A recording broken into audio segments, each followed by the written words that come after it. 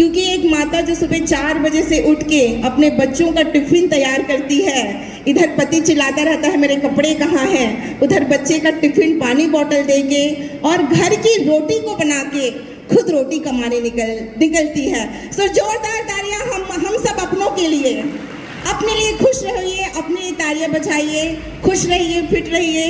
और ज़्यादा और बातों को ना लेते हुए बस मैं अपनी अंतिम छोटी सी पंक्ति बोलना चाहूँगी।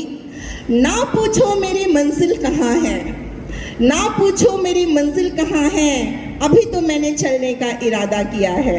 ना हारेंगे हौसला उम्र भर, ना हारेंगे हौसला उम्र भर, हमने किसी और से नहीं खुद से ये वादा किया है। जय हिंद, जय भारत, जय Chhattisgarh. Thank you so much.